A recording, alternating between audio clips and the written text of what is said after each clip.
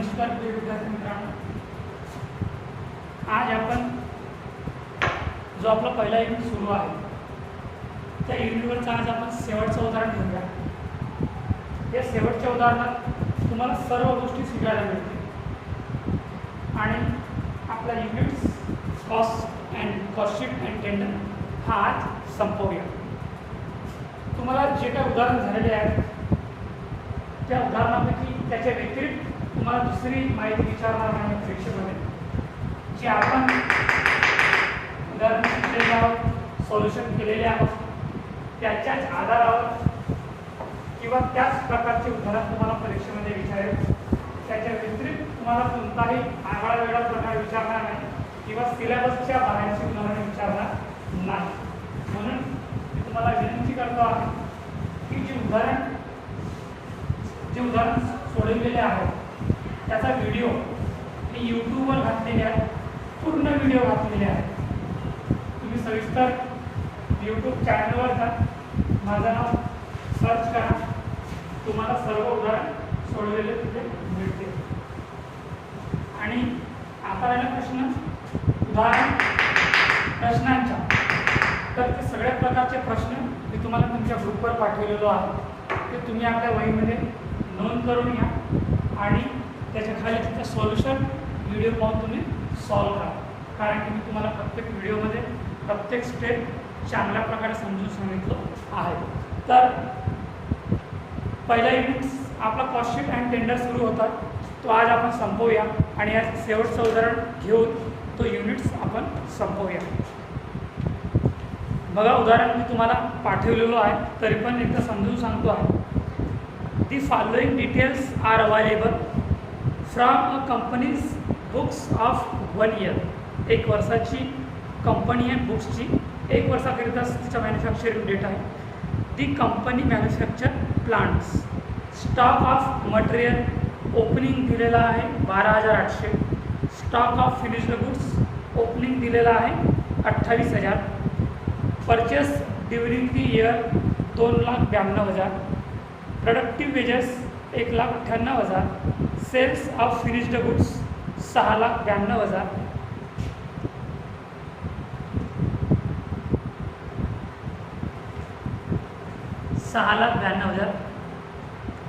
Stock of finished goods closing 30,000. Stock of material closing 13,600. Work overhead 43,733. Office and general expenses 35,524. आता इन्फॉर्मेशनमध्ये बघा, पॅराग्राफमध्ये माहिती दिलेली आहे. The company is about to send a tender for large plant, म्हणजे मोठा प्लांट आहे. The costing department estimates that the material require would cost ₹20,000. म्हणजे आपण जेव्हा टेंडर सोल्युशन करूया त्या टेंडरवरचा आपल्याला मटेरियल दिलेला आहे 20,000 रुपये. And wages for making that plant would cost ₹12,000, 12,000. आणि वेजेस तुम्हाला दिलेला आहे 12,000. Tender is to be made keeping a net profit of 20% of selling price. बघा, याच्यात प्रॉफिटचा रेट दिलेला आहे 20% ऑफ सेलिंग प्राईस. सेलिंग प्राईसवर आपल्याला प्रॉफिट रेट दिलेला आहे, म्हणजेच 100मधून आपले 20% मायनस करायचे आहे प्रॉफिट काढत असताना. म्हणजेच जो काही आपला टोटल कॉस्ट राहणार आहे, टोटल कॉस्ट गुणिला 20 भागिला 80, अशा प्रकारे तो आपला निघेल profit. State what would be the amount of the tender if work overhead. महत्त्वाचा पॉईंट लक्षात घ्या. If work overhead are based on productive wages. म्हणजे आपल्याला याच्यात टेंडर सोडवित असताना पर्सेंटेज कॅल्क्युलेशन करावं लागेल. Work overhead to productive wages, म्हणजेच वर्क ओव्हरहेडची जी काही रक्कम राहील ती रक्कम गुणिला 100 भागिला wages. And office and general expenses are based on works cost.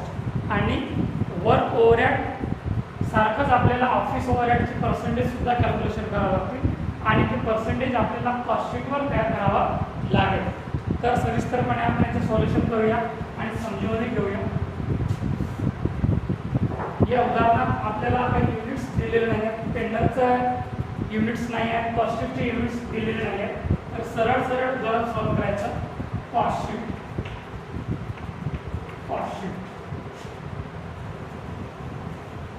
रकमेचे दोन कॉलम करा. अमाऊंट करिता दोन कॉलम तयार करायचे. कारण याच्यात opening stock of raw material, closing stock of raw material, opening stock of finished goods आणि closing stock of finished goods म्हणजेच याचा अर्थ कन्झ्युम्ड मटेरियल आपलं निघेल. तर पहिला पॉईंट आहे कन्झ्युम्ड मटेरियल.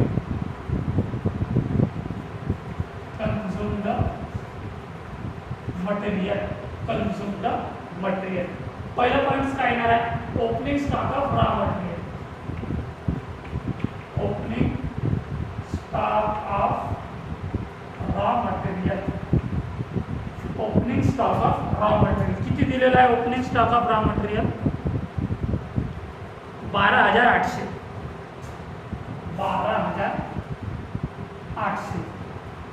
12,800. त्याच्यानंतर cost of finished goods opening दिलेला आहे.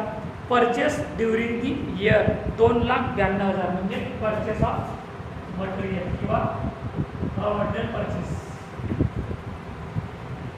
Purchase of material. Purchase of material किती दिलेला आहे? 2,92,000. 2,92,000. त्याच्यानंतर वेजेस दिलेला आहे. सेल्स ऑफ फिनिश्ड गुड्स आहे, स्टॉक ऑफ फिनिश्ड गुड्स आणि रॉ मटेरियल क्लोजिंग दिलेला आहे. तर आता याची टोटल करा. 12,800 प्लस 2,92,000. 12,800 प्लस 2,92,000 3,04,800. 3,04,800. याच्यामध्ये मायनस काय होईल? Minus closing stock of raw material. Closing stock of raw material किती दिलेलं आहे? Closing stock of raw material बघा. Stock of raw material closing किती दिलेलं आहे? 13,600. 13,600. आता याच्यामधून मायनस करा. 3,04,800 मायनस 13,600. 13,600. 2,91,200. 2,91,200 हा काय राहणार आहे? Consumed material. Material of consumed material. Consumed material मध्ये प्लस तो आहे. जर वेजेस दिले असेल डायरेक्ट वेजेस किंवा इनडायरेक्ट वेजेस म्हणजे प्रत्यक्ष मजुरी किंवा अप्रत्यक्ष मजुरी प्लस डायरेक्ट वेजेस किंवा प्रोडक्टिव्ह वेजेस. उदाहरणार्थ काय दिलेलं आहे? प्रोडक्टिव्ह वेजेस दिलेला आहे. तर आपण प्रोडक्टिव्ह वेजेस असं नाव घेऊया. Productive wedges.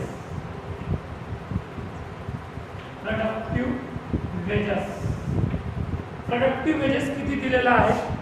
प्रोडक्टिव्ह वेजेस हा 1,98,800. 1,98,800. आता याची टोटल करा.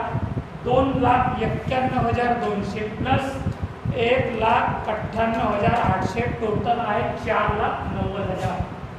4,90,000 हा काय राहणार आपला? Prime cost. Prime cost. Prime cost नंतर आपला पॉइंट येतो आहे वर्क ओव्हरहेड. नेक्स्ट पॉइंट आहे फॅक्टरी ओव्हरहेड किंवा work overhead plus factory overhead. Factory overhead या संदर्भात काय दिलेलं आहे? Work overhead 43,736.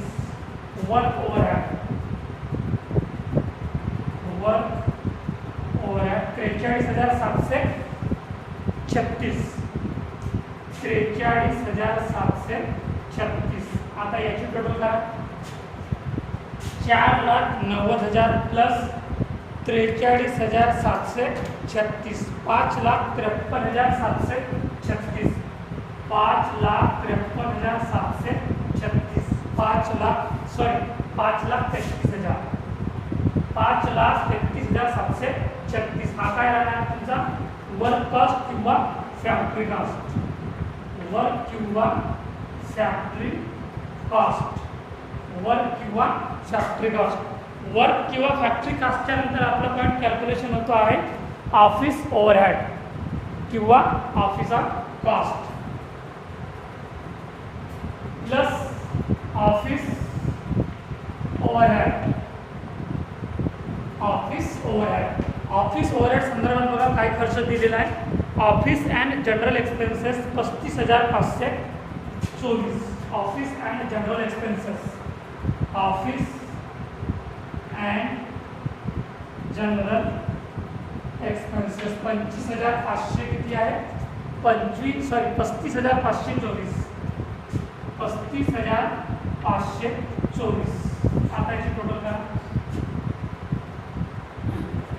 5,31,736 प्लस 35,524 5,69,260. 5,69,260 हा काय राहणार आहे आपला कॉस्ट ऑफ प्रोडक्शन. कॉस्ट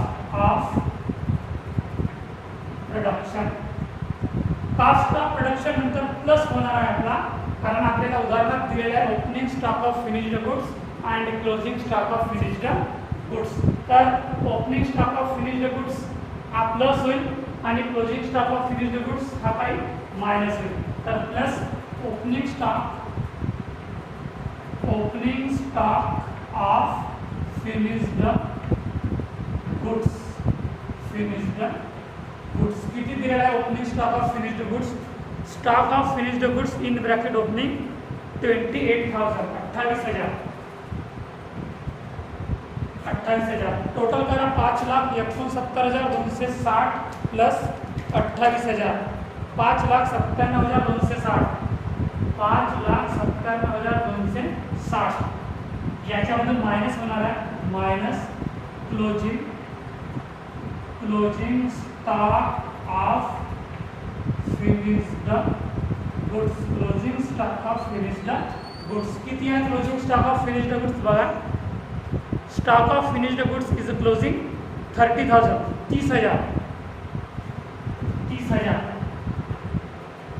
आता याच्यामधून मायनस करा 5,97,260 मधून 30,000 जर मायनस करा तर किती उरेल 5,60,260. 5,67,260. 5,67,260 हा काय राहणार आपला कॉस्ट ऑफ गुड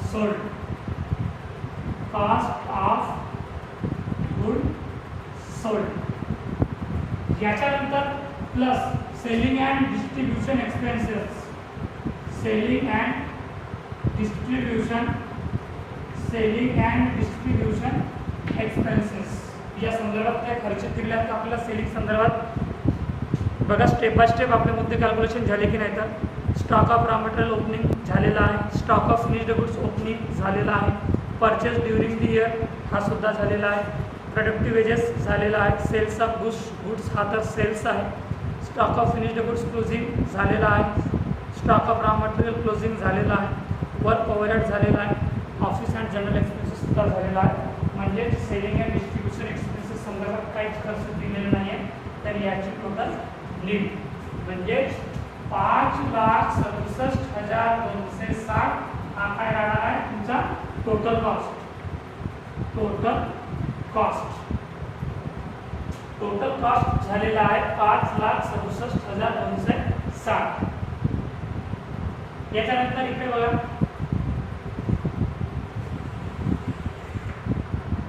आता आपल्याला कॅल्क्युलेशन करायचं प्रॉफिट. टोटल कॉस्ट नंतर येतो आपला प्रॉफिट. या उदाहरणात कॉस्ट शीट करिता प्रॉफिट दिलेलं नाही आहे पण मात्र सेल्स दिलेला आहे. सेल्स दिलेला आहे बघा. Sales of finished goods 6,92,000. Sales of finished goods दिलेला आहे 6,92,000. आता आपल्याला प्रॉफिट कॅल्क्युलेशन करायचं आहे तर काय होणार आहे sales minus total cost. Sales minus total cost. Sales आहे 6,92,000. 6,92,000 मायनस टोटल कॉस्ट दिलेला आहे 5,67,260. 60. तर याच्यामधून मायनस करा. 6,92,000 मधून 5,67,260. 6,92,000 मधून तर 1,24,740. 1,24,740 हा आणार आहे तुमचा profit. Profit sales minus total cost. Sales आहे 6,92,000 आणि टोटल कॉस्ट दिलेला आहे 5,67,260. याच्यामधून आपण ही रक्कम मायनस केलो तर उरली 1,24,740. हा तुमचा राहील प्रॉफिट. समजलं? कॉस्टशीट इथे संपलेली आहे या उदाहरणाची. आता आपण सुरुवात करूया टेंडरची. पण त्याच्या आधी आपल्याला जो काही पर्सेंटेज काढायचा आहे तो कॉस्टशीट संपल्यानंतर आपण लगेच कॅल्क्युलेशन करूया, जेणेकरून टेंडर काढताना आपल्याला जास्त जागा सुद्धा लागणार नाही आणि वेळ जास्त लागणार नाही. म्हणून आधीच आपण त्याचे पर्सेंटेज कॅल्क्युलेशन करूया.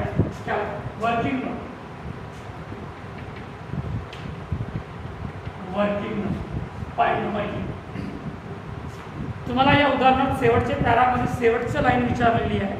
Work overhead are based on productive wages. याच्यात तुम्हाला पर्सेंटेज काढायचे आहे. म्हणजे the percentage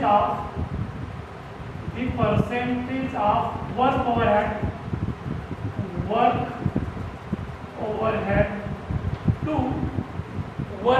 to productive wages. Work overhead to productive wages म्हणजे फॉर्म्युला सुद्धा तुम्हाला या उदाहरणातच दिलेला आहे. या एका लाईनमध्येच तुम्हाला फॉर्म्युला दिलेला आहे. बघा फॉर्म्युला कसा आहे तर वर्क ओव्हरहेड टू प्रोडक्टिव्ह वेजेसवर आपल्याला पर्सेंटेज काढायचे आहे. तर आधी याचा विचार करूया.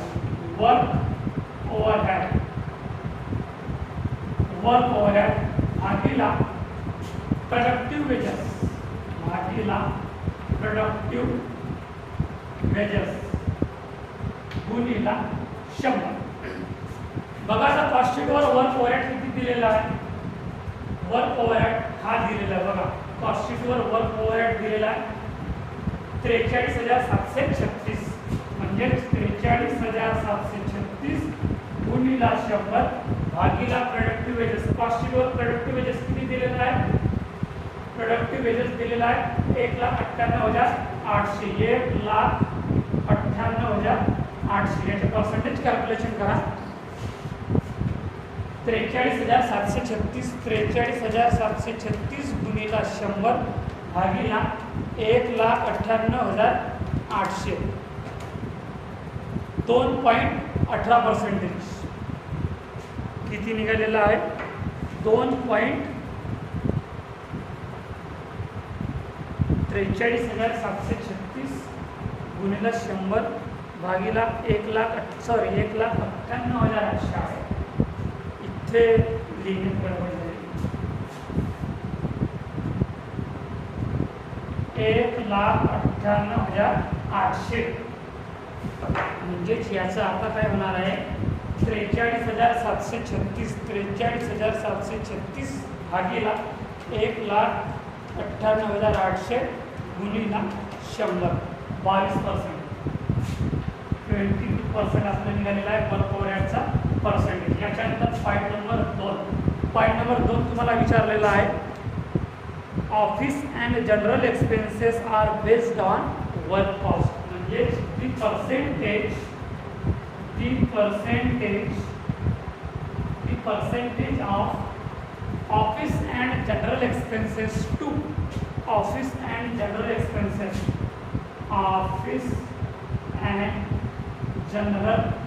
expenses to work cost. याचा फॉर्म्युला सेम ठरवणार आहे जसं फॅक्टरी ओव्हरहेडचं झालेलं आहे, वर्क ओव्हरहेडचं झालेलं आहे. पहिला शब्द आपल्याला येणार आहे office and general expenses. Office and general expenses भागीला वर्क कॉस्ट किंवा फॅक्टरी कॉस्ट गुणिला 100. बघा ऑफिस अँड जनरल एक्सपेन्सेस कॉस्टशीटला किती दिलेला आहे. ऑफिस अँड जनरल एक्सपेन्सेस 35,524 गुणिला 100 आणि भागीला वर्क कॉस्ट किती दिलेला आहे वर्क कॉस्ट म्हणजेच फॅक्टरी कॉस्ट 5,33,736, 5,33,736. आता याचे पर्सेंटेज कॅल्क्युलेशन करा. 35,524 गुणिला 100 भागिला 5,33,736 पर्सेंटेज आहे 6.6557 म्हणजेच 6.66% आपलं ऑफिस अँड जनरल एक्सपेन्सेसचं कॅल्क्युलेशन झालेलं आहे. म्हणजे आपलं आता उदाहरण इथे 70% सोडून झालेलं आहे. आता याच्यानंतर आपल्याला सॉल्व करायचा आहे तर तो म्हणजे टेंडर. आणि टेंडर करिता आपल्याला work overhead 22%, office and general expenses 6.66%. या पर्सेंटेजच्या आधारावर आपल्याला फॅक्टरी ओव्हरहेड आणि ऑफिस ओव्हरहेड घ्यावं लागेल. तर आपली कॉस्टशीट या उदाहरणाची संपलेली आहे. ब्लॅकबोर्डवर जागा अपुरी पडत आहे आणि म्हणून मी तुम्हाला कॉस्टशीट मिटवतो आहे टेंडर सॉल्व करण्यासाठी. तुम्ही सॉल्व करत असताना व्हिडिओ फॉरवर्ड करा, रिव्हर्स करा. तुम्हाला ज्या पद्धतीने करायचं त्या पद्धतीने, पण मात्र हे उदाहरण तुम्ही आपल्या वहीमध्ये नोट करून घ्या.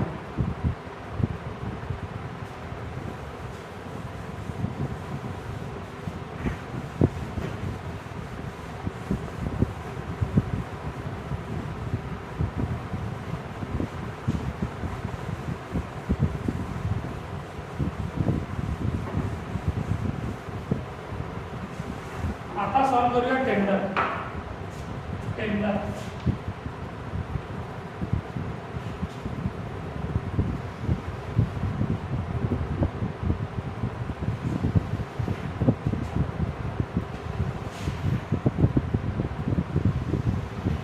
टेंडर काय माहिती दिलेली आहे आपल्याला अदर इन्फॉर्मेशनमध्ये. The company is about to send a tender for large plant. The costing department estimate that the material required would cost ₹20,000. म्हणजे मटेरियल दिलेलं आहे 20,000. मटेरियल किती दिलेलं आहे 20,000. मटेरियल नंतर काय म्हटलेलं आहे and wedges of making the plant would cost ₹12,000. 12,000 wedges दिलेला आहे. 12,000 वेजेस दिलेला आहे. 12,000 याची टोटल 30,000 आणि 12,000 32,000. काय राहणार आहे prime cost. Prime cost. Prime cost नंतर कोणता पॉईंट होतो आहे factory overhead. Factory overhead. Factory overhead. आता फॅक्टरी ओव्हरहेड संदर्भात आपल्याला पर्सेंटेज विचारलेले आहे आणि आपण पर्सेंटेज काढलेले आहोत. वर्क ओव्हरहेड म्हणजे फॅक्टरी ओव्हरहेड किती पर्सेंटेज निघालेले आहे 22%. आणि ते 22% कशावर घ्यायचे आहेत आपल्याला वेजेसवर घ्यायचे आहेत. 22% ऑन वेजेस. वेजेस किती आहे बघा टेंडरचा 12,000 म्हणजे 12,000 गुणिला 22% भागिला 100. याचं किती निघेल 12%, सॉरी 22%. 12,000 गुणिला 22 भागिला 100 2,640. 2,640 इथे आणि 2,640 रकमेच्या कालावधीमध्ये. आता याची टोटल करा 32,000 प्लस 2,640 34,640. 34,640 हा काय राहणार तुमचा वर्क कॉस्ट किंवा फॅक्टरी कॉस्ट. वर्क कॉस्ट किंवा फॅक्टरी कॉस्ट. याच्यानंतर office overhead. Office overhead. Office overhead संदर्भात काय म्हटलेलं आहे 6.66% ऑन वर्क कॉस्ट. पर्सेंटेज आपले कॅल्क्युलेशन झालेले आहेत आणि यासाठीच मी आधीच पर्सेंटेज तुम्हाला कॅल्क्युलेशन करून दिलेलं आहे. आणि तुम्ही परीक्षेमध्ये सुद्धा वर्किंग नोट तयार करून जर अशा प्रकारचं उदाहरण विचारत असेल तर तुम्ही सेपरेट पेजेसवर वर्किंग नोट तयार करा आणि अशा प्रकारे कॅल्क्युलेशन करत चला जेणेकरून तुम्हाला टेंडर सॉल्व करण्यासाठी अडचणी येणार नाही. ऑफिस ओव्हरहेड किती आहे 6.66 ऑन म्हणजे पर्सेंट ऑन कशावर वर्क कॉस्टवर. आपल्याला उदाहरणार्थ वर्क कॉस्ट दिलेला आहे office and general expenses to work cost किंवा फॅक्टरी कॉस्ट. 6.66% आपल्याला वर्क कॉस्टवर घ्यायचे आहे आणि वर्क कॉस्ट आहे 34,640. म्हणजे 34,640 गुणिला 6.66% भागिला 100. 34,640 गुणिला 6.66 भागिला 100 किती निघालेला आहे? 2307. 2307 याची टोटल करा. 34,640 प्लस 2307 36,947. 36,947 हा काय राहणार आहे तुमचा? Cost of production. Cost of production. याच्यानंतर आपलं पॉईंट येतो आहे plus selling and distribution expenses. Selling and distribution expenses. Selling and distribution expenses. आणि उदाहरण वाचल्यानंतर माझ्या असं लक्षात आहे की सेलिंग अँड डिस्ट्रीब्युशन संदर्भात काहीच खर्च दिलेलं नाही आहे, म्हणून ती रक्कम नील राहणार. तुम्ही असं डॅश लिहित चला किंवा नील लिहित चला. आता याची फायनल टोटल करूया. 36,947 हा काय राहणार आहे तुमचा? Total cost. Total cost. Total cost नंतर आपण पॉईंट येतो आहे प्रॉफिट. टोटल कॉस्ट नंतर आपण पॉईंट येतो प्रॉफिट. आणि प्रॉफिट संदर्भात आपल्याला पर्सेंटेज दिलेले आहेत. 20% प्रॉफिट ऑन सेलिंग प्राइस. मी या संदर्भात तुम्हाला सविस्तर सांगितलं आहे याच्या आधीच्या उदाहरणात. जर तुम्हाला पर्सेंटेजचा रेट असं दिलं असेल जसं मी आता सांगतो, profit 20% on total cost. Profit 20% on total कॉस्टवर जर तुम्हाला प्रॉफिटचा रेट विचारला असेल तर 100मधून तुम्हाला पर्सेंटेजचा रेट मायनस करायची गरज नाही, मग तो कॉस्ट शीट असो किंवा टेंडर असो. परंतु जर तुम्हाला प्रॉफिटचा रेट असं विचारलं असेल की प्रॉफिट 20% ऑन सेलिंग प्राइस, म्हणजे सेलिंग प्राइसवर जर तुम्हाला प्रॉफिटचा रेट कॅल्क्युलेशन करायचं असेल तर मात्र तुम्हाला 100मधून जो काही पर्सेंटेजचा रेट दिला असेल तो मायनस करावा लागेल. आणि या उदाहरणात तोच विचारलेला आहे तुम्हाला प्रॉफिट 20% ऑन सेलिंग प्राइस. तर profit 20% on selling price. Selling price काय राहणार आहे याचा रेट? 36,947. 36,947 गुणिला 20% भागिला 80. याचा किती रेट निघेल? 36,947 गुणिला 20 भागिला 80. 9,237. 9,237. 9,237. आता याची टोटल करा. 36,947 प्लस 9,237. 36,947 प्लस 9,237 टोटल आहे 46,184. 46,184 हा काय राहणार आहे? Selling price. सेलिंग प्राइस हा उदाहरण इथे संपलेला आहे. तर अशा प्रकारे हा unit cost sheet and tender आपला इथे या उदाहरणानुसार आपला संपत आहे. तुम्हाला या उदाहरणावर खूप युनिट्स असाही खूप उदाहरण झालेले आहेत. या युनिटवर 28 और 29 28 किंवा 29 उदाहरण झालेले आहेत आणि ते तुम्हाला आपल्यासाठी भरपूर उदाहरण आहेत, भरपूर आहेत. आणि याचा फायदा फक्त तुम्हाला याच सेमिस्टरला होत नसून जर तुम्ही PG करत आहात तर त्या तिथे सुद्धा तुम्हाला फायदा मिळेल. आणि PG करत असताना तुम्हाला अशा प्रकारचे नोट्स मिळणार नाही. तुम्हाला मॅक्झिमम स्टडी सेल्फ स्टडी करावी लागेल. आणि म्हणून मी तुम्हाला वारंवार सांगतो आहे की जे काही आमचे व्हिडिओज बनत आहेत तुम्हाला पाठवतो आहे ते तुम्ही पहा, त्याचा अभ्यास करा, त्याचा तुम्ही रजिस्टरमध्ये नोंद करा आणि त्याचा स्टडी करा. तर या उदाहरणाप्रमाणे म्हणजे हा शेवटचा उदाहरण आपला या युनिटवर. आणि आपण हा युनिट इथेच संपवत आहोत. आपण दुसरा युनिट पुढच्या तासिकेला घेऊया. तो दुसरा युनिट म्हणजे आपलं राहणार आहे reconciliation statement of profit. Reconciliation statement of profit हा आपला दुसरा युनिट्स असणार आहे आणि तो आपण पुढच्या तासिकेपासून सुरुवात करूया. आणि हा युनिट इथं संपूया आणि इथेच थांबूया. धन्यवाद.